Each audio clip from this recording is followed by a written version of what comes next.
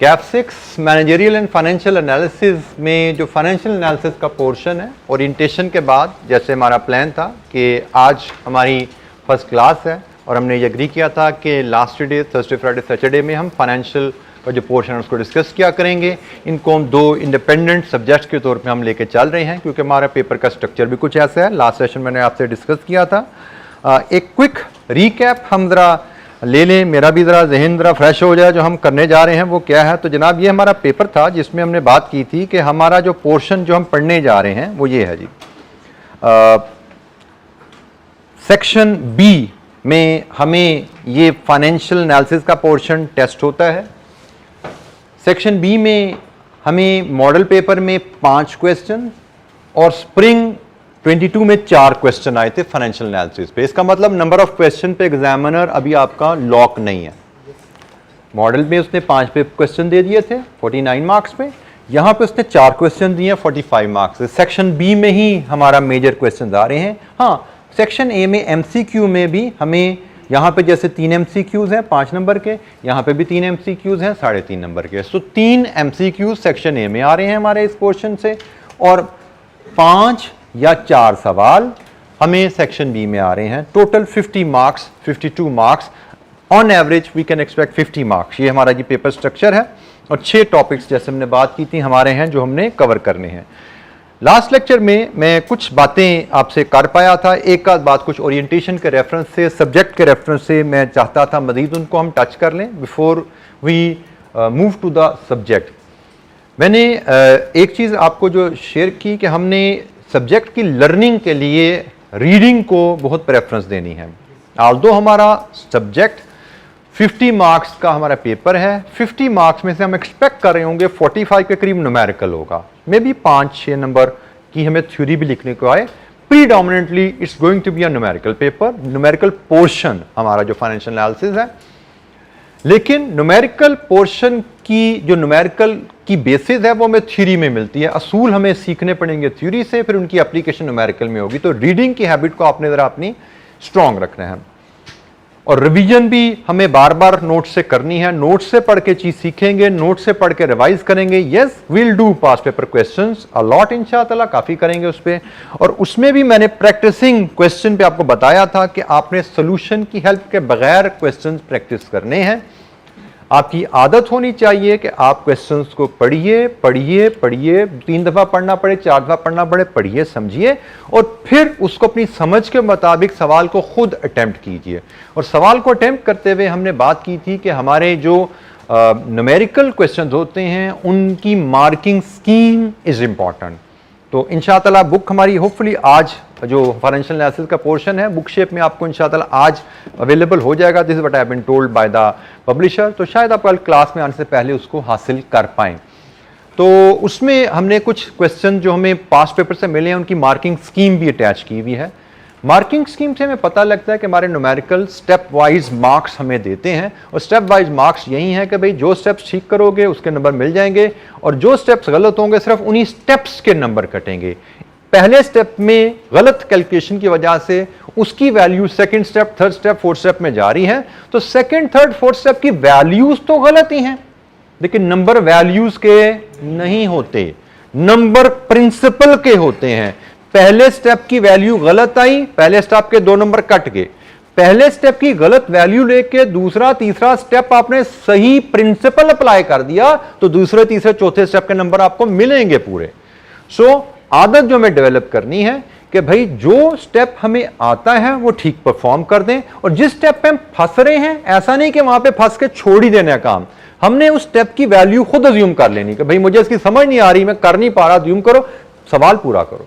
तो हमें जो स्किल डेवलप करनी है बहुत अहम, सवाल को बगैर किसी हेल्प के कंप्लीट करना। ठीक हो जाए, परफेक्ट हो जाए, बड़ी अच्छी बात है, विल बी वेरी ग्लैड। लेकिन अगर हम परफेक्ट नहीं कर पा रहे, कंप्लीट करें अजम्पशन लेकर। और ये बेटा आपको आदत बनानी पड़ेगी घर से।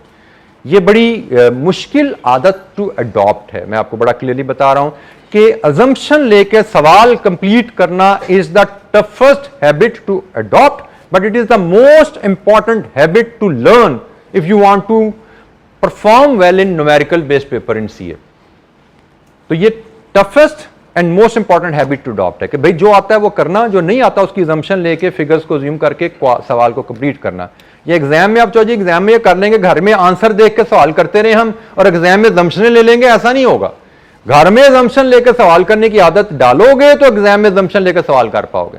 तो इसलिए घर में सवाल गलत हो जाए हमें उसके टेंशन नहीं है, हमें इस चीज पे खुश होना है कि हमने सवाल कंप्लीट किया।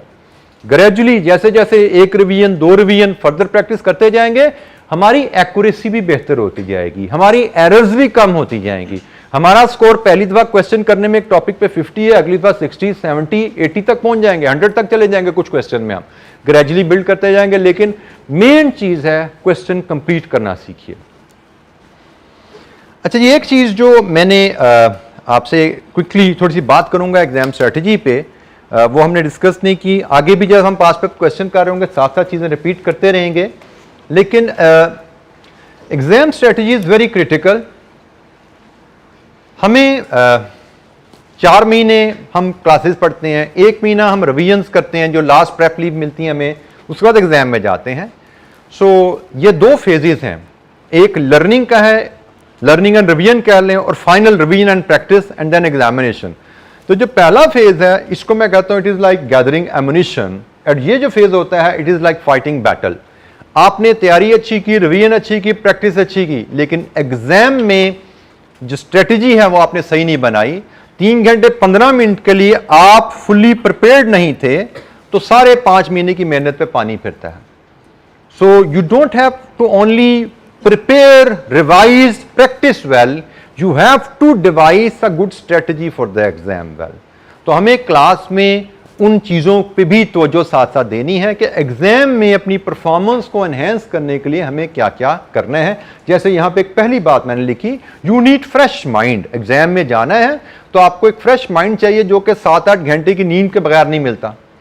तो अगर आपने कैफ 6 फाइनेंशियल एनालिसिस के पेपर में अच्छा परफॉर्म करना है तो 7-8 घंटे की नींद कम से कम आपके पीछे होनी चाहिए, जहन आपका फ्रेश होना चाहिए, तभी आप अच्छा परफॉर्म कर पाएंगे।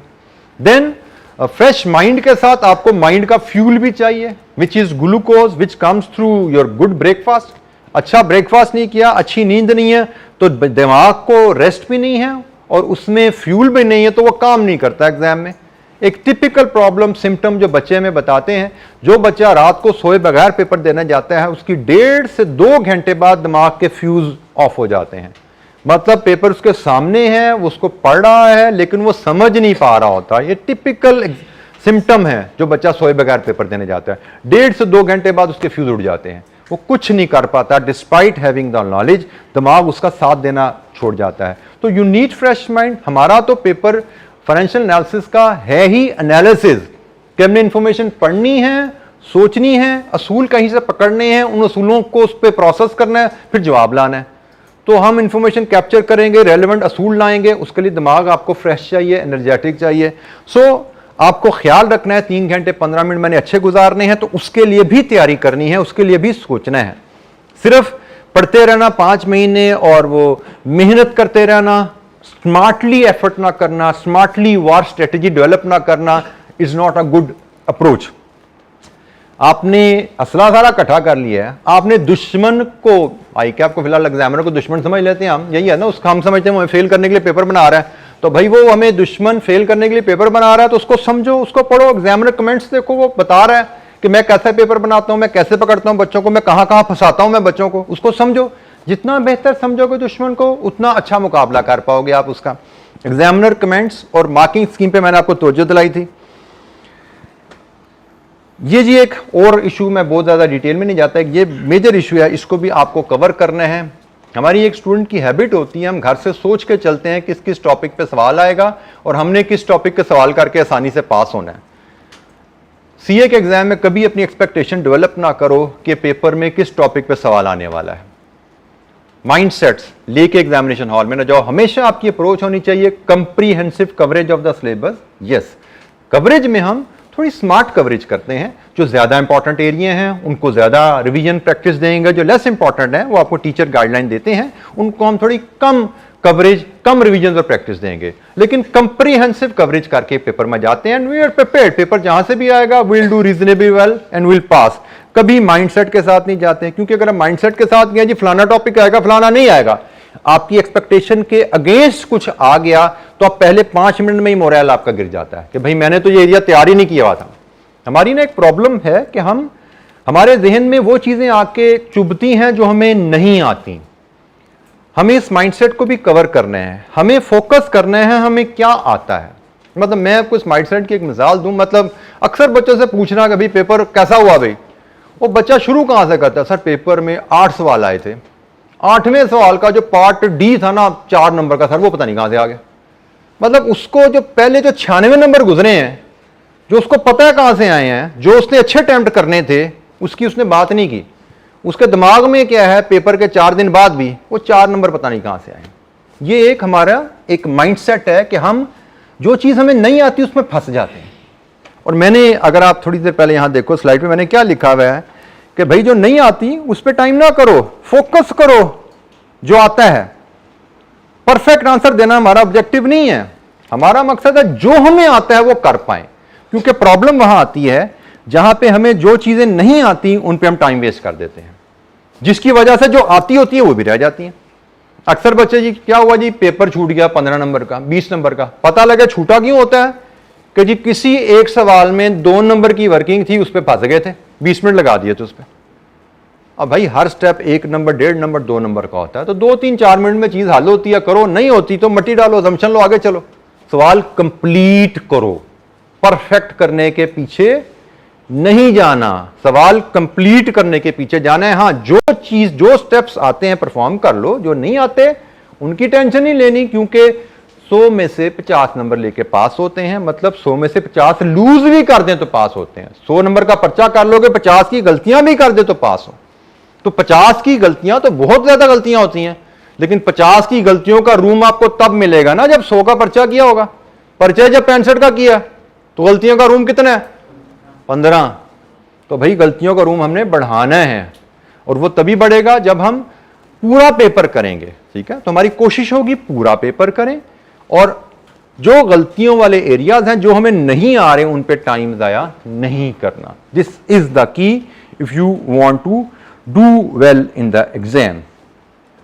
एग्जाम स्ट्रेटेजी की अहमियत का अंदाजा आप इस बात से भी लगा लो। एग्जाम्पल मैं अक्सर देता हूं कि हमारे स्टूडेंट अक्सर ग्रुप स्टडीज करते हैं, और ये कई दफ़ा स्टूडेंट कंप्लेन करते नजर आते हैं कि जी आई कैप पता नहीं क्या करता है सर, मैंने अपने दोस्त को मैंने पढ़ाया था, उसको एग्जाम से 1 हफ्ता पहले मेरे पास हॉस्टल में आया था, मैंने उसको पढ़ाया था सर, देखें वो पास हो गया, मैं फेल हो गया। ये कोई इंसाफ है आई कैप का?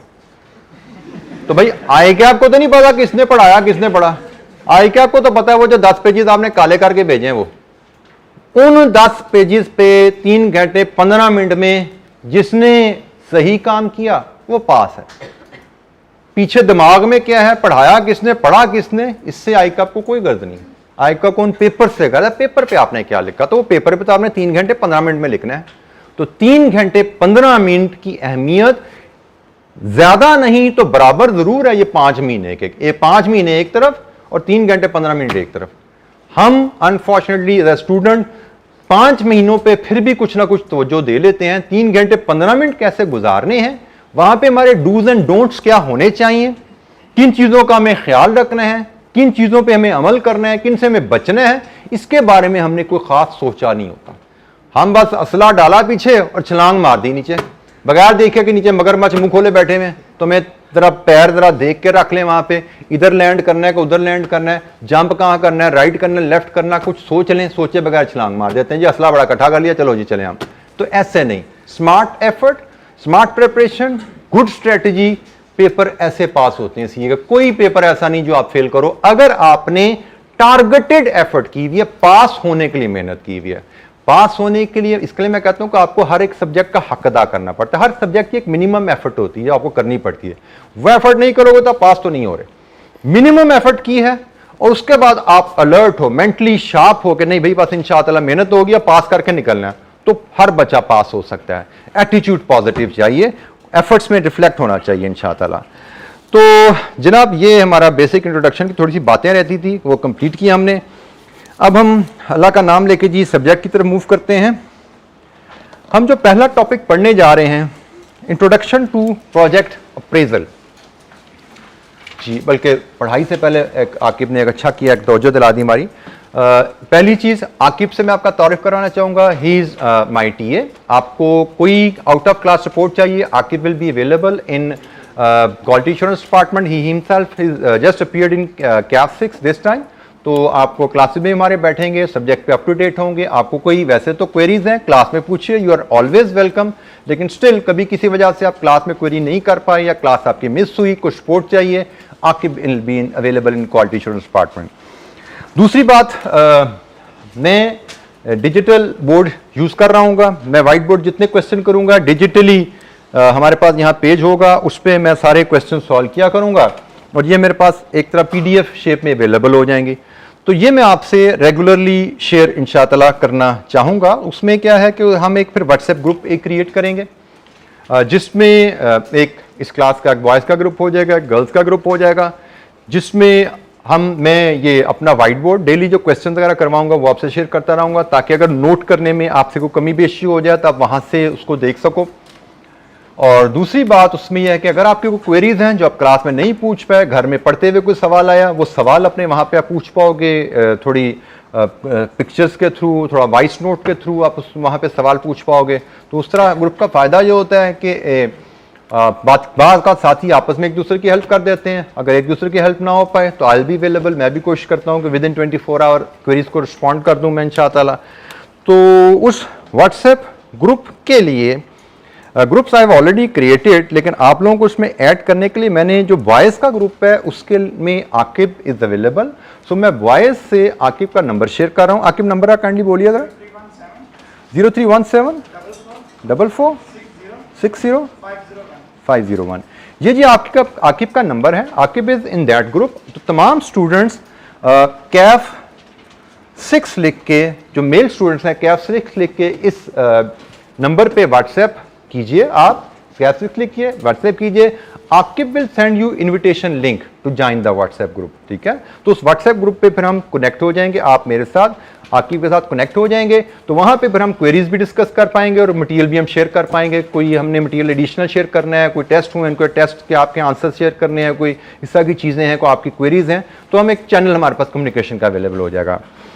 As regards female, I need a volunteer. एक फीमेल जो ये काम जो मैंने मेल में आकिब के जिम्मे लगाया, मैं चाहता हूँ फीमेल में आप में से कोई जिम्मेदारी ले सके, उसको मैं ग्रुप में ऐड कर लूँ और फिर फीमेल उस बच्ची को अपना व्हाट्सएप इसी तरह करेंगी और वो बच्ची फिर इनविटेशन थ्रू लिंक भेज देगा। तो एक वॉलंटियर मुझे फीमेल में से चाहिए जी बेटा। तो आप एक काम कीजिए बेटा, आप इस पे ये मैंने CAF 6 का नंबर यहाँ पे अपना नाम और नंबर लिख के मुझे दे दीजिए बेटा, पीछे पास ऑन कर दीजिए, तो मैं आपको फिर उस ग्रुप में ऐड कर दूंगा। तो बाकी साथी आपको फिर ये शेयर कर लें, आप इनसे नंबर शेयर कर लीजिएगा या आपको फिर रिक्वेस्ट भेज देंगी, तो वहाँ से आप फिर इनको इन्विटेशन भेज दीजिएगा। तो ये इंशाअल्लाह आज हमारे चैनल भी हमारा एक्टिव हो जाएगा। बुक का मैंने बता दिया, इंशाअल्लाह book will be available to you. आज शाम तक इंशाअल्लाह बुक आ जाएगी आपके पास। थैंक यू बेटा। तो अब हम मूव करते हैं जी सब्जेक्ट की तरफ। तो पहले हर सब्जेक्ट को शुरू करते हुए हम उसकी सिग्निफिकेंस देखते हैं क्या है। हम ये जो टॉपिक पढ़ने जा रहे हैं इस पे but I expect compulsory question, मतलब वैसे तो कहीं ना कहीं कोई टॉपिक मिस भी हुआ है, जैसे मॉडल पेपर में, ये मॉडल पेपर है, वर्किंग कैपिटल पे लॉन्ग क्वेश्चन नहीं आया, सिर्फ MCQ आया था। और ये स्प्रिंग 22 में 2 टॉपिक्स मिस हुए हैं, एक ये मिस हुआ हुआ है और एक ये मिस हुआ हुआ है। लेकिन इफ़ यू आस्क मी, ये टॉपिक मैं डिफरेंट सब्जेक्ट्स में ACCA में CA में पढ़ाता रहा हूँ पिछले 20-22 साल से, तो आई डोंट एक्सपेक्ट ये टॉपिक कभी CAF 6 से मिस होगा। तो मेरे हिसाब से सबसे अहम और मस्ट अपीयर टॉपिक है। 14 मार्क्स और इसके बाद में मार्क्स भी आप देख सकते हैं, सबसे बड़ा क्वेश्चन हमें आया हुआ है इस टॉपिक पे। ठीक है जी, तो सबसे अहम टॉपिक मस्ट अपीयर और सबसे इंपॉर्टेंट टॉपिक इस लिहाज से कि सबसे बड़ा क्वेश्चन इस सीरीज में आ रहा है। तो हम इस पे अपनी discussion, introduction to project appraisal, हम इस टॉपिक से अपनी बात शुरू कर रहे हैं। एक आपने आदत अपनी जहन में रखनी है कि मैं आपको कह रहा हूं कि नोट्स आपने पढ़ने हैं, बार बार पढ़ने हैं, हमने पढ़ने हैं, रटना कुछ नहीं है। ये याद रखना है। हमने पढ़ने हैं बार बार समझने के लिए, असूलों को याद रखने के लिए और असूलों की अंडरस्टैंडिंग के लिए। हमें कुछ रट्टा नहीं लगाना इस पूरे सब्जेक्ट में, सिर्फ प्रिंसिपल और असूल समझने हैं। हमें उनकी अंडरस्टैंडिंग होनी चाहिए। कोई पूछे कि भाई ये चीज़ क्या होती है, इसको कैसे ट्रीट करते हैं, तो हमें बेशक अपनी ज़बान में, उर्दू में, पंजाबी में बताने के काबिल होना चाहिए, लेकिन सही समझ होनी चाहिए। That is important. तो हमारी तो जो अंडरस्टैंडिंग पे रहनी है। क्लास में मैं सवाल करवाता हूं। मैंने क्यों डिजिटल बोर्ड आपको मैं कहा कि अक्सर बच्चों को जल्दी होती है नोट कर लें, तो नोट करना is not the objective. Treatment की रैशनल लॉजिक सीखना वो ऑब्जेक्टिव है। नोट आपको मैं खुद शेयर कर लूंगा, भाई जो मैंने कराया ये लो, सब की सब मैं प्रिंट आपको, जैसी टूटी फूटी राइटिंग है मैं आपको पीडीएफ बना के उसकी शेयर कर लूंगा। तो कोई कमी बेशी भी रह जाए नोट करने में उसकी टेंशन नहीं है, समझने में कोई गलती नहीं होनी चाहिए, वो क्लियर होनी चाहिए। नहीं समझ आ रही क्वेश्चन पूछिए, बार बार क्वेश्चन पूछिए, ठीक है। किसी भी एरिया में कोई दिक्कत है, कोई इशू है, क्वेश्चन पूछे से ना हिचकिचाइए। अच्छा जी, capital investment, introduction to capital investment appraisal. ये capital investment introduction to project appraisal, ये हमारा टॉपिक है। और ये प्रोजेक्ट जो हम पढ़ते हैं ये कैपिटल प्रोजेक्ट की कहानी है। इसमें हम कैपिटल प्रोजेक्ट की अप्रेजल की बात कर रहे हैं, ठीक है जी। तो कैपिटल एक्सपेंडिचर क्या है, जिसकी अप्रेजल या एवेल्युएशन हमें करनी है, जिसकी हमें फिजिबिलिटी टेस्ट करनी है। तो पहले हम कैपिटल और रेवेन्यू एक्सपेंडिचर में डिफरेंशिएट करते हैं। Capital expenditure which results in acquisition of non-current assets of or an improvement in their earning capacity। Non current asset buy करें या नॉन करंट एसेट की अर्निंग कैपेसिटी बढ़ाने पे जो खर्चा होता है उसको हम कैपिटल एक्सपेंडिचर कहते हैं। कैपिटल एक्सपेंडिचर में मेन इश्यू हमारा क्या होता है कि हमें फैसला आज करना है कि हम ये कैपिटल एक्सपेंडिचर करें या ना करें, लेकिन उस फैसले के नतीजे में जो बेनिफिट हमें आना होता है वह अगले कई सालों में आना होता है। तो this is the issue with decision over capital expenditure. हमने अप्रेजल पढ़नी है, एवेल्युएशन का तरीका पढ़ना है कि हम कैपिटल एक्सपेंडिचर के डिसीजन को यस या नो कैसे एवेल्युएट करें। For example, one decision could be कि हम अपनी कैपेसिटी को बढ़ाने के लिए एक नई मशीन बाय करें, यस या no, how to evaluate. Issue क्या है, मशीनरी आज खरीदनी है, लेकिन खरीदनी क्यों है, ताकि हम इसको अगले 5-10 सालों में इस्तेमाल करके कुछ रिटर्न कमा सकें। अब वो कितनी रिटर्न होगी, ये सारे एस्टिमेट्स होने वाले हैं। तो फ्यूचर बेनिफिट्स को एस्टिमेट करके आज इन्वेस्टमेंट को एवेल्युएट करना कि इन्वेस्टमेंट करना फीजिबल है या नहीं, this is going to be our topic, capital project appraisal. Capital investment को एवेल्युएट करना, फ्यूचर बेनिफिट्स को एस्टिमेट करके, ये हमारा टॉपिक है। बाद अब इसको कंपैरिजन में हमने रेवेन्यू एक्सपेंडिचर की बात की है। रेवेन्यू एक्सपेंडिचर क्या जी, जो कि आपको फॉर द पीरियड में इनकम स्टेटमेंट में डायरेक्ट चार्ज किया जाता है, for the purpose of business इनकर किया जाता है। ये सेलिंग एक्सपेंसेस होते हैं, ये एडमिन एक्सपेंसेस होते हैं, ये फाइनेंस चार्जेस होते हैं, और ये इनकर किए जाते हैं to maintain existing earning capacity of non current asset. Capital expenditure क्या है, नॉन करंट एसेट की अर्निंग कैपेसिटी बढ़ाने के लिए इनकर किए जाते हैं, और ये इनकर किए जाते हैं मेंटेन करने के लिए, repair and maintenance of plant and machinery, वो आपका रेवेन्यू एक्सपेंडिचर है। हमारा स्कोप कैपिटल एक्सपेंडिचर डिसीजंस को एवेल्युएट करना है। There are different tools which are available for the evaluation of capital project appraisal। एक हमारे पास बेसिक टेक्निक है, ये हम कैफ 6 में कवर करने जा रहे हैं। वैसे इसके अलावा भी कई टूल्स हैं, वो आप इंशाअल्लाह CFF 4 में आएंगे तो वहां पे पढ़ेंगे। ये बेसिक टेक्निक है, पे बैक पीरियड मेथड, और then we have some advance techniques जिसमें नेट प्रेजेंट वैल्यू मेथड है, internal rate of return method है, discounted pay back period method है। तो इन टोटल, नंबर थोड़े गलत हो गए, इन टोटल ये हमारे पास 4 मेथड्स हैं जो हम पढ़ने जा रहे हैं। तो कैपिटल इन्वेस्टमेंट अप्रेजल क्यों अहम है, इसकी वजह यह है, there are number of reason जिसकी वजह से हम कहते हैं कैपिटल प्रोजेक्ट अप्रेजल अहम है। रीजन नंबर 1, कैपिटल एक्सपेंडिचर में large amounts of funds involve होते हैं। Capital investment usually large amounts involve होती हैं, इसलिए यह हमें बड़ी अमाउंट खर्चनी है, सोच समझ के फैसला करना, किसी टूल की मदद से अच्छा फैसला करना, एक ये इशू है। दूसरा, कैपिटल प्रोजेक्ट अप्रेजल अहम क्यों है कि हम जो भी फैसला आज करेंगे, जो मशीनरी आज ले लेंगे हम, वो मशीन अगले कई साल, क्योंकि कैपिटल एसेट कई साल इस्तेमाल होता है ना, वो कई साल हमारे इस्तेमाल में रहनी है। तो इसलिए भी हमें सोच समझ के फैसला करना है कि जो भी फैसला आज हो गया अच्छा फैसला है तो उसके फ्रूट्स हम एंजॉय करेंगे कई साल।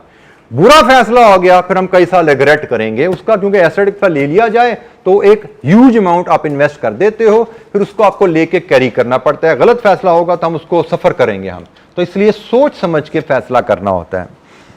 तो डिफरेंट टूल्स हैं जो हमें डिफरेंट अंदाज में, अपने अपने अंदाज में फैसला करने का तरीका सिखाते हैं।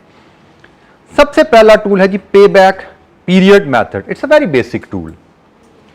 पे बैक पीरियड मेथड कहता है कि आपने किसी प्रोजेक्ट में इन्वेस्टमेंट करना या नहीं करना, उसके लिए उस प्रोजेक्ट का पे बैक कैलकुलेट करो। जिन प्रोजेक्ट्स को आप इवैल्यूएट कर रहे हो फॉर इन्वेस्टमेंट, उन प्रोजेक्ट्स का पे बैक कैलकुलेट करो। पे बैक क्या होता है जी?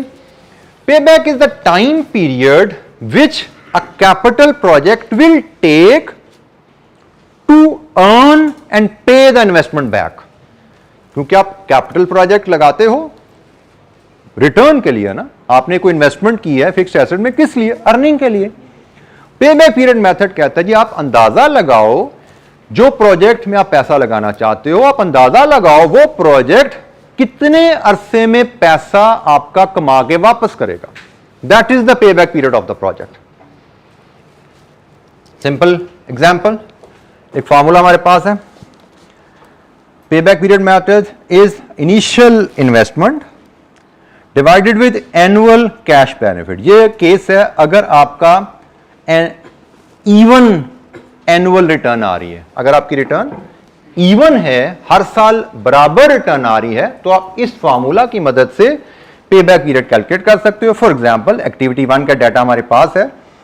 अगर हमारी इनिशियल इन्वेस्टमेंट 1 लाख रुपए है और ये इन्वेस्टमेंट करने से सालाना हम 25,000 कमाएंगे, तो हमारा पे बैक कितना है? 4 years. Very simple calculation of पे बैक, कि हम जो इन्वेस्टमेंट कर रहे हैं वो इन्वेस्टमेंट कमाई से कितनी देर में वापस आएगी। 1 लाख इन्वेस्ट करेंगे तो 25,000 सालाना कमाते हैं, तो इसका मतलब 1 लाख 4 साल में वापस आता है। एक और एग्जांपल, 1 लाख इन्वेस्ट करें, सालाना 35,000 कमाएं, कितने साल लगे जी? 2.86 ईयर्स। इसको हम अल्टरनेटिवली 0.86 जो है इसको मंथ्स में भी कन्वर्ट कर सकते हैं। 12 से मल्टीप्लाई करके कितने मंथ्स बने? 0.86 को 12 से मल्टीप्लाई कर दें तो ये मंथ्स बन जाते हैं 4. इसको हम 4 मंथ्स लिख लेते हैं, तो हम लिख सकते हैं 2.86 ईयर्स और अप्रोक्सीमेटली 2 ईयर्स 4 मंथ्स। 4 मंथ तो नहीं बनते यार, 0.86 इंटू 12, 0.86 इंटू 12 क्या होता है? 10.32। 10.3 है तो 2 ईयर्स एंड 10 मंथ्स। ठीक है जी, तो हम इसको 2.86 ईयर्स भी लिख सकते हैं, लेकिन अगर हमें मंथ्स में करने हैं तो फ्रैक्शंस को 12 मंथ्स से मल्टीप्लाई करें तो आपको ये 10 मंथ्स मिलते हैं। इसको हम राउंड ऑफ कर लेते हैं तो हम कहते हैं approximately 2 years 10 month. This is how we determine pay back. Pay back calculate करना, अगर प्रोजेक्ट से जो फ्यूचर में रिटर्न आनी है, आपने इन्वेस्टमेंट की, इससे रिटर्न आनी है, अगर वो इक्वल है, इवन है, तो हम initial investment divided with equal annual return जो हमें आनी है, एनुअल जो कैश रिटर्न आनी है, उससे हम डिवाइड कर दें तो हमें पे बैक मिलता है। हमें जो ख्याल रखना है, मैंने यहां बोल्ड भी किया हुआ है, कैश रिटर्न। किसी कैपिटल इन्वेस्टमेंट से रिटर्न मेजर करने के लिए एक और तरीका भी होता है जिससे आप एज एन अकाउंटेंट ज्यादा फेमिलियर हैं, दैट इज प्रॉफिट।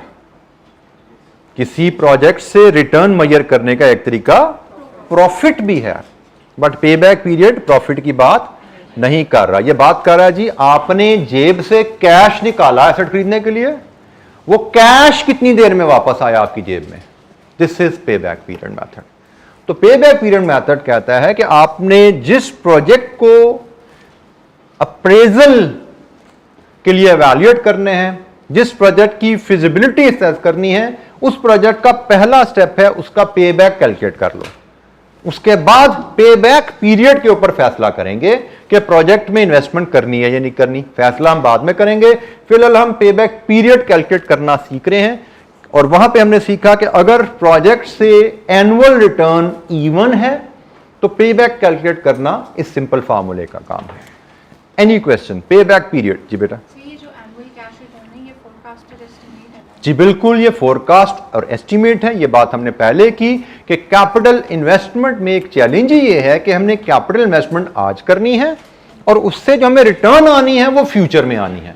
तो हमें फ्यूचर की रिटर्न एस्टीमेट करनी पड़ती है कि अंदाजन हमें कितनी रिटर्न आएगी इस इन्वेस्टमेंट के नतीजे में। तो ये एनुअल रिटर्न जो हम यहां पे ले रहे हैं, इट इज एनुअल एस्टिमेटेड। एक वर्ड आप ऐड बेशक कर लीजिए, annual estimated cash benefit, future का एस्टिमेटेड कैश बेनिफिट है। जी बेटा। सर इस एस्टिमेट के लिए जो कोई मेथड्स हैं उसको स्पेसिफाई करें। बेटा आप जब प्रोजेक्ट कोई करना चाहते हैं तो सबसे पहले इस प्रोजेक्ट का एक आइडिया जनरेट होता है। फॉर एग्जांपल हम कहते हैं जैसे मेरे पास आजकल एक प्रोजेक्ट की फिजिबिलिटी की असाइनमेंट आई हुई है, पोल्ट्री फीड मिल, एक हमारा कराची का क्लाइंट है वो लगाना चाह रहा है। तो उन्होंने कहा जी आप हमें पोल्ट्री फीड मिल की फिजिबिलिटी करके दीजिए। तो फिजिबिलिटी जब आपने करनी होती है तो उसमें सबसे पहले एस्टिमेट डेवलप किए जाते हैं। सबसे पहला एस्टिमेट इनिशियल, मतलब सर्वे वगैरह हम छोड़ देते हैं, पहले इनिशियल इन्वेस्टमेंट का किया जाएगा। कितनी लैंड चाहिए होगी, कितने कवर्ड एरिया की बिल्डिंग बनेगी, प्लांट कितने का आएगा, स्टॉक खरीदना पड़ेगा प्लांट चलाने के लिए, अल्ड़ा बल्ड़ा इन्वेस्टमेंट कितनी होगी। फिर आप देखते हो जब हम इन्वेस्टमेंट कर देंगे तो हम प्रोडक्शन शुरू करेंगे। तो हमारी पर केजी प्रोडक्शन कॉस्ट कितनी आएगी, हम सालाना कितनी प्रोडक्शन करेंगे, वो प्रोडक्शन सालाना हम कितने की बेचेंगे, रेवेन्यू माइनस कॉस्ट। ये सारे अंदाजे लगाए जाते हैं कि जी अगले 4-5 साल में हमारे अंदाजा है कि हम इतने यूनिट्स इस प्राइस पे बेचेंगे, इतने केजी इस कॉस्ट पे बनाएंगे, नेट हमें सालाना इतना बचेगा। ये सारा अंदाजा है based on our survey, based on our discussion, ठीक है जी, based on our maybe questionnaire जो हमने भरवाए होंगे, मिले होंगे सप्लायर से, बायर से, कस्टमर से, उन सब के ऊपर हमने एनालिसिस करके, सर्वे करके चीजें एस्टिमेट की होती हैं और उस एस्टिमेट को फिर हम यहाँ पे लेके आते हैं, ये फाइनल टूल शेप में अप्लाई करते हैं। जी एनी अदर क्वेश्चन, कोई और सवाल? जी बेटा। जी बेटा। फिलहाल हम कह रहे हैं पे बैक पीरियड कैलकुलेट कैसे करते हैं, डिसीजन पे भी हम आते हैं, इसको हमने यूज कैसे करना है डिसीजन मेकिंग में, उसमें हम बात करेंगे। अभी ये तो हमने देखा कि अभी हमने जिस प्रोजेक्ट को एवेल्युएट करना है उसका पे बैक कैलकुलेट कर लो। पे बैक पहले कैलकुलेट करोगे, फिर उस पे बैक की बेसिस पे आप फैसला करेंगे कि हमने इसमें इन्वेस्टमेंट करनी है या नहीं करनी। That is the next step. तो फिलहाल हम पे बैक कैलकुलेशन पे बात कर रहे हैं, डिसीजन की बात इंशाअल्लाह हम जल्दी करेंगे। जी एनी क्वेश्चन? इवन मतलब इक्वल, हर साल बराबर, हर साल 25,000 हमें बचना है तो 1 लाख इन्वेस्ट करना है, हर साल 25 बचना है तो 1 लाख कितने साल में पूरा हुआ? 4। इसके लिए एक हम अनइवन कैश फ्लो की एग्जांपल ले लें तो आपको चीज क्लियर हो जाएगी। ये एक और प्रोजेक्ट है जी, प्रोजेक्ट ए। ये बाय द वे अनफॉर्चुनेटली अभी आपके पास नोट्स अवेलेबल नहीं है, अदरवाइज ये स्लाइड्स पे जितनी चीजें आपसे शेयर होती हैं ये 100% हमारी बुक में नोट्स में अवेलेबल होती हैं, ठीक है। आज इंशाअल्लाह बाय इवनिंग आई बिलीव ये अवेलेबल होंगी आपके पास। तो जितनी भी चीज़ें आपके सामने स्लाइड पे आ रही हैं you will be easily able to follow it from the notes. ये स्लाइड्स को आपको अपने रजिस्टर पर नोट करने की कतन ज़रूरत नहीं है। हाँ, क्वेश्चन जो हम करेंगे वो नोट करना चाहें वो भी आपकी स्वीट विल है। जैसे मैंने कहा वो क्वेश्चन भी मैं आपसे वैसे PDF में शेयर कर रहा हूँ, जो मैं बोर्ड पर लिखूंगा सारी राइटिंग आपके पास उसी तरह एज इट इज़ PDF में आ जाया करेगी। ये तो फॉर श्योर आपका जो एक्टिविटीज जितनी भी आएंगी ये सारी नोट्स के एक्सट्रैक्ट हैं। जितना राइटअप आता है सब कुछ नोट्स का एक्सट्रैक्ट होता है। ये जितनी आपका जो एक्टिविटीज गुजर रही हैं, फार्मूलाज गुजर रहे हैं, ये सारे हमारे नोट्स के एक्सट्रैक्ट हैं, कॉपी पेस्ट है वहाँ से चीज़ें। तो ये जनाब एक एग्जाम्पल है प्रोजेक्ट ए की। Project A, consider the project A having following expected cash flows as under and expected cash flows as under and calculate its payback period. अब यहां पे इशू क्या है, इन्वेस्टमेंट 90 मिलियन की है और ये उसकी रिटर्न्स हैं। पहले साल 40 मिलियन नेट कैश फ्लो आएगा, दूसरे साल 30, 20 और 5 साल बाद प्रोजेक्ट की लाइफ खत्म हो जाएगी, मशीनरी बिक जाएगी, 4000 रेजिडुअल वैल्यू। रेजिडुअल वैल्यू से मराद आप अपना कैपिटल एसेट डिस्पोज ऑफ करेंगे, वो एज स्क्रैप इतने का बिकेगा। अब ये प्रोजेक्ट कैश फ्लोज है और यहां पे कैश फ्लोज हमारे इवन नहीं है, तो यहां पे वो फॉर्मूला नहीं लग सकता भाई कि initial investment over annual return. Uneven cash flow जब होते हैं, हर साल कैश फ्लो रिटर्न हमें डिफरेंट आ रही है, तो इसका पेबैक निकालने के लिए हमें एक कॉलम बनाना पड़ता है क्यूमुलेटिव कैश फ्लोज का, कि हम हर स्टेज के ऊपर हम देखते हैं इन्वेस्टर की नेट पोजीशन क्या है। जैसे जब प्रोजेक्ट शुरू किया और इन्वेस्टर की जेब से 90 मिलियन आउटफ्लो हुआ, यह इन्वेस्टर की नेट पोजीशन है एट द स्टार्ट। एक साल गुजर गया, 90 में से 40 वापस आ गया, अब नेट पोजीशन क्या है 50 नेगेटिव। एक और साल गुजरा, 30 वापस आ गया, स्टिल नेगेटिव 20। एक और साल गुजरा, 0। तो जनाब पेबैक कितना हुआ? Payback period is 3 years. Uneven cash flows होते हैं तो फिर हम फार्मूला इस्तेमाल नहीं करते, हम क्यूमुलेटिव कैश फ्लोज का कॉलम बनाते हैं।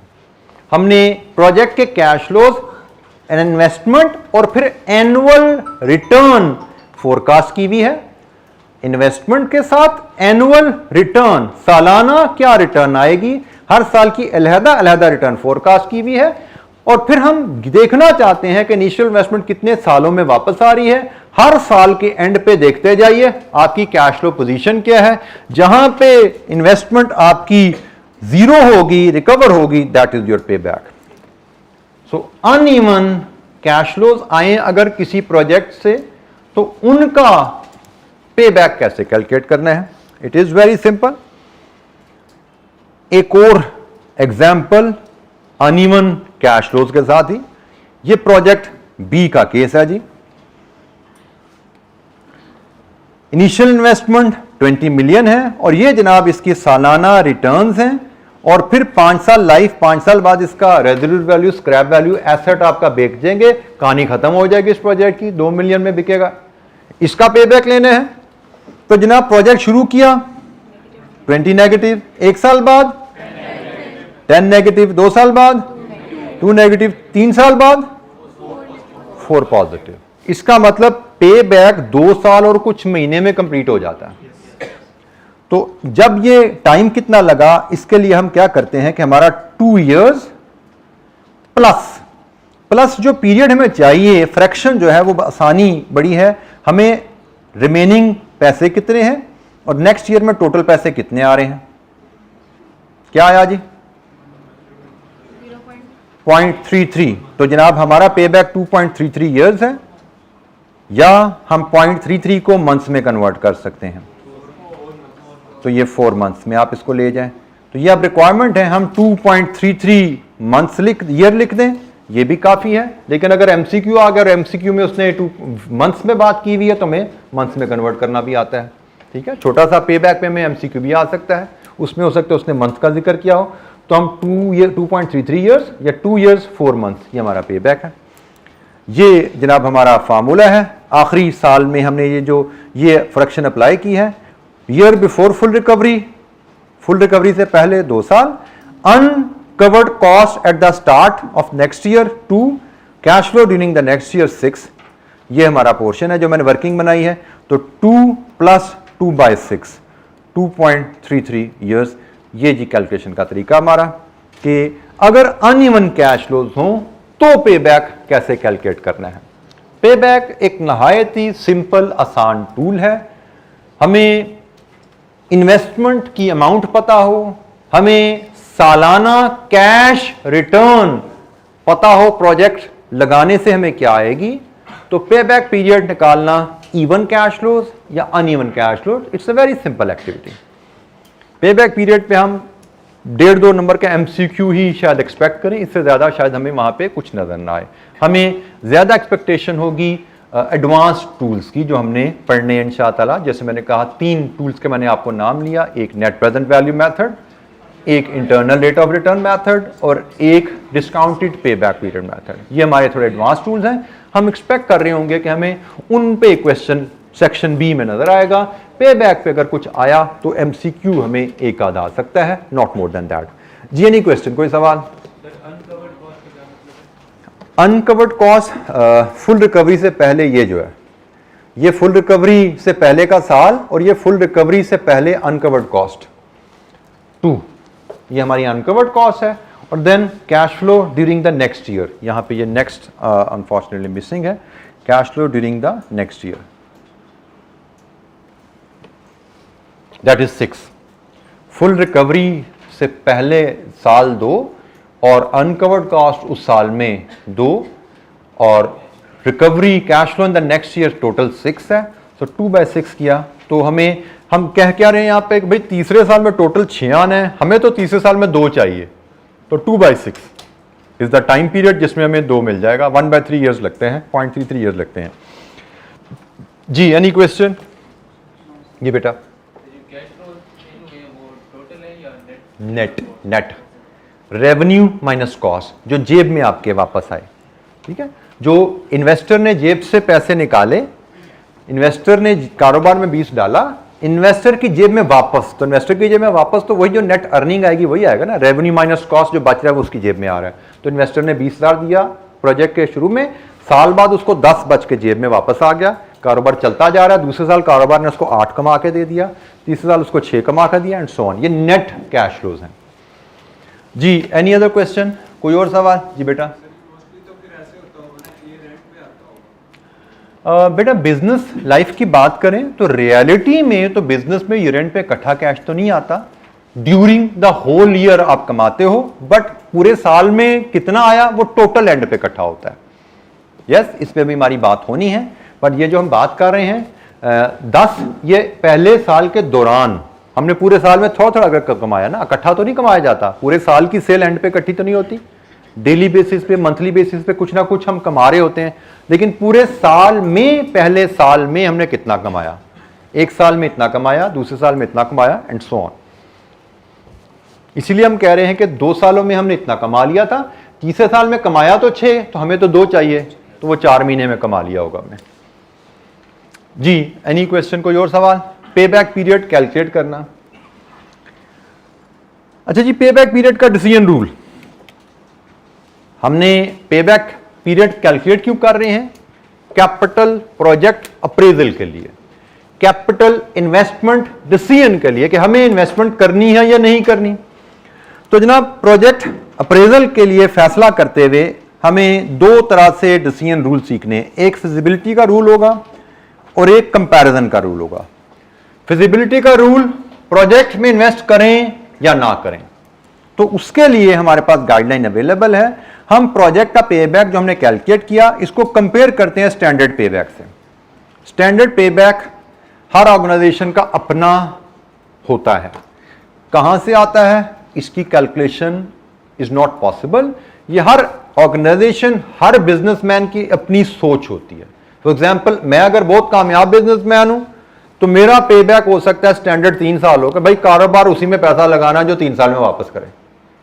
आप अगर एक नए बिजनेसमैन हो, आप तो भी कारोबार सीखना भी चाहते हो, तो आप तो कहोगे यार 5 साल में भी वापस करे मैं लगा लूंगा क्योंकि मैं कारोबार सीखना चाहता हूं। तो हर बिजनेसमैन का पेबैक अपना होता है। तो स्टैंडर्ड पेबैक से आप कंपेयर करते हो प्रोजेक्ट के पेबैक को। अगर प्रोजेक्ट पेबैक आपके स्टैंडर्ड से जल्दी पैसे वापस कर रहे हैं तो आप प्रोजेक्ट एक्सेप्ट करते हैं, आपके लिए वो प्रोजेक्ट फीजिबल है। लेकिन अगर प्रोजेक्ट का पेबैक आपके स्टैंडर्ड से ज्यादा है तो आप प्रोजेक्ट को रिजेक्ट कर देते हैं। सो पेबैक कैलकुलेट कैसे किया जाता है और पेबैक को लेके फैसला कैसे किया जाता है, वेदर टू इन्वेस्ट और नॉट। अल्टीमेटली हमें पेबैक टूल का इस्तेमाल किया है फिजिबिलिटी फैसला करना। हम पेबैक पढ़ क्यों रहे हैं? कैपिटल इन्वेस्टमेंट करें या ना करें। तो पेबैक पीरियड का मेथड हमें सिखाता है कि आप जिस प्रोजेक्ट को इवैल्यूएट करना चाहते हैं उस प्रोजेक्ट का पेबैक कैलकुलेट कीजिए और फिर इस रूल के मुताबिक स्टैंडर्ड पेबैक से कंपेयर करके फैसला कर लीजिए। तो अगर हम बात करें, हमारी ऑर्गेनाइजेशन का स्टैंडर्ड 3 इयर्स है, तो which of the above project will be acceptable, A और बी? हमारी ऑर्गेनाइजेशन का स्टैंडर्ड पे बैक 3 इयर्स है, which project should be acceptable? वैसे तो हम कह सकते हैं कि दोनों ही एक्सेप्टेबल, दूसरा भी मीट तो कर रहे हैं ना, ठीक है, तो हमारे हिसाब से तो दोनों ही फिर एक्सेप्टेबल बनते हैं, दोनों ही एक्सेप्टेबल बनते हैं, क्योंकि प्रोजेक्ट ए भी 3 साल को मीट कर रहा है। तो मैं इसको साइन को ऐसे भी कर सकता हूं, प्रोजेक्ट पे बैक इज लेस देन और इक्वल टू, चलिए इसको हम इससे थोड़ा सा मॉडिफाई कर देते हैं, even then it is acceptable. Reject हम सिर्फ तब करेंगे जब प्रोजेक्ट पे बैक स्टैंडर्ड से ज्यादा है, उस केस में रिजेक्ट होते हैं। तो हम कहते हैं हमारा तो ए भी एक्सेप्टेबल है, बी भी एक्सेप्टेबल है। फिर बाज़ कात हमें कहा जाता है कि भाई 2 ऑप्शन है, दोनों में से बेहतर कौन सा है? तो जैसे हमने 2 प्रोजेक्ट एवेल्युएट किए, हमें कहा जाए प्रोजेक्ट ए बी में से बेहतर कौन है, तो रूल है जिस प्रोजेक्ट का पे बैक शॉर्टर है, जो पैसे जल्दी वापस कर रहा है वो बेहतर है। पे बैक पीरियड मेथड के मुताबिक जो प्रोजेक्ट पैसे जल्दी वापस करता है वो बेहतर है। हमें कंपैरिजन रूल की जरूरत तब पेश आती है जब प्रोजेक्ट म्यूचुअली एक्सक्लूसिव हो। म्यूचुअली एक्सक्लूसिव प्रोजेक्ट्स अगर होंगे तो फिर हमें, म्यूचुअली एक्सक्लूसिव का मतलब होता है कि दोनों इकट्ठे नहीं किए जा सकते, दोनों में से कोई एक करना है। वैसे तो हमने कहा ना दोनों फीजेबल हैं, हमने तो यहां पे क्या फैसला देखा था कि प्रोजेक्ट ए भी फीजेबल है, बी भी फीजेबल है, तो दोनों कर सकते हो, दोनों कर लो। लेकिन अगर ये म्यूचुअली एक्सक्लूसिव हो, मतलब दोनों में से कोई एक ही करना है, तो बेहतर करेंगे ना। तो बेहतर कौन सा होता है? जिसका पे बैक शॉर्टर है, B is better. Mutually exclusive project की मिसाल, आपके पास 2 इन्वेस्टमेंट की ऑप्शन है, 2 प्रोजेक्ट की ऑप्शन है। मिसाल हाँ जी हम लेते हैं, फॉर एग्जाम्पल मेरे पास एक पीस ऑफ लैंड है, एक पीस ऑफ लैंड है, मेरे पास ऑप्शन है कि मैं उस पीस ऑफ लैंड पे सीमेंट की फैक्ट्री लगाऊं या शुगर की फैक्ट्री लगाऊं। मैंने दोनों की फिजिबिलिटीज बनाई, दोनों का पे बैक कैलकुलेट कर लिया, दोनों ही फीजेबल है, तो क्या मैं दोनों कर सकता हूं? पीस ऑफ लैंड तो एक है ना, तो ये म्यूचुअली एक्सक्लूसिव हो गया ना। अगर तो पीस ऑफ लैंड 2 होते और पैसे भी मेरे पास खुले होते, मैं दोनों कर लेता। लेकिन अगर पीस ऑफ लैंड एक है तो फिर ये दोनों प्रोजेक्ट में से एक किया जा सकता है। तो एक करना है तो कौन सा करेंगे? जिसका पे बैक शॉर्ट है, शॉर्टर पे बैक इज बेटर। सो हम कैपिटल प्रोजेक्ट की अप्रेजल के लिए हम प्रोजेक्ट में इन्वेस्टमेंट कितनी रिक्वायर्ड है अपफ्रंट वो एस्टिमेट करते हैं। प्रोजेक्ट में इन्वेस्टमेंट करने के नतीजे में फ्यूचर में रिटर्न्स हमें क्या आएंगी? Cash flow return. दूसरा तरीका रिटर्न मेजर करने का क्या है? प्रॉफिट्स। अकाउंटिंग प्रॉफिट भी बिजनेस से रिटर्न मेजर करने का तरीका है ना, लेकिन हमने यहां पे कैश फ्लो मेजर करने हैं। प्रॉफिट्स और कैश फ्लोज में डिफरेंस होता है। कैश फ्लो स्टेटमेंट बनानी पड़ी भी आपने, तो यू अंडरस्टैंड प्रॉफिट्स और कैश फ्लोज में फर्क होता है। तो हमने इन्वेस्टमेंट अप्रेजल करते हुए, प्रोजेक्ट अप्रेजल करते हुए कैश फ्लोज लेने होते हैं कि कारोबार से हमें कैश फ्लोज कितना ही हम कमाएंगे। और पे बैक पीरियड कहता है जो पैसा जेब से गया वो पैसा कितनी देर में वापस आता है, ये मेजर करो हर प्रोजेक्ट के लिए, और फिर ये असूल के मुताबिक फैसला करो। जी बेटा क्वेश्चन करना चाहते जी? Any question? कोई और सवाल? जी बेटा। सर ये जो हम एनुअल कैश फ्लो का एस्टिमेट कर रहे हैं या at the start of investment कर रहे हैं जी बिल्कुल। तो अगर लाइक आफ्टर 1 or 2 years अगर हमारी फॉर एग्जांपल किसी कंडीशन की वजह से हमारा कैश फ्लो जो है वो उतना नहीं रहता जितना हमने एस्टिमेट किया था, फिर हम इसको रिवाइज करेंगे? बेटा ये एस्टिमेशन आप क्यों कर रहे हैं?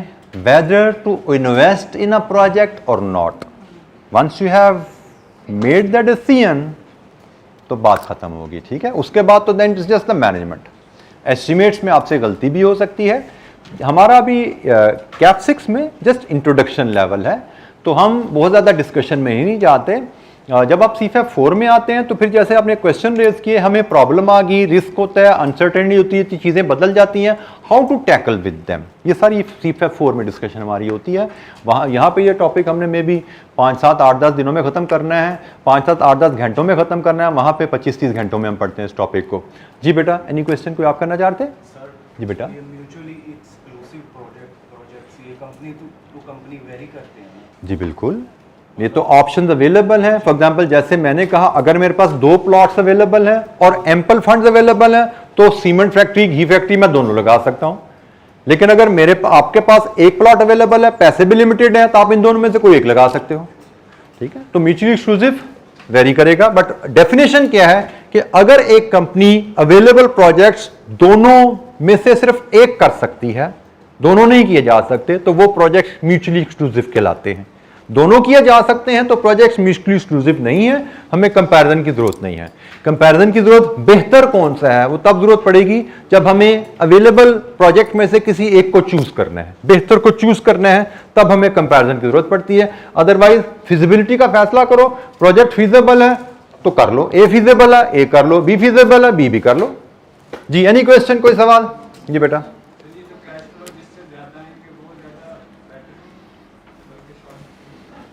पेबैक पीरियड का असूल कहता है जिस प्रोजेक्ट का पेबैक कम है, जिस प्रोजेक्ट में इनिशियल इन्वेस्टमेंट जल्दी वापस आती है वो बेहतर है। वो इन्वेस्टमेंट कितनी है, पेबैक पीरियड मेथड इसको डिस्कस नहीं करता। बेसिक मेथड है, ये इसकी वीकनेस है, ये प्रॉब्लम है इस टूल के साथ। ठीक है, आपने जो बात की, बात ठीक है जी, पैसे कहां पे ज्यादा आ रहे हैं ये भी तो है मैं बिजनेसमैन के लिए, पैसे कहां लग कितने रहे हैं ये भी है मैं बिजनेसमैन के लिए, लेकिन पेबैक पीरियड इस पे बात नहीं करता। कहता जी पैसे जितने भी लगे थे वापस कितनी देर में आ रहे हैं, इसको देखो कितने वापस आ रहे हैं, ये पेबैक पीरियड डिस्कस नहीं करता, ये लिमिटेशन है पेबैक की। जी एनी अदर क्वेश्चन? आज के लिए इतना ही जी, कल इंशाअल्लाह मजीद इसको हम आगे लेके चलेंगे। आई होप जैसे कोशिश कीजिएगा कल आपको बुक क्लास में आने से पहले ले लीजिए ताकि ये सारे क्वेश्चन आपके पास होंगे, कल इंशाअल्लाह कैरी करेंगे आगे। थैंक यू, अस्सलाम वालेकुम।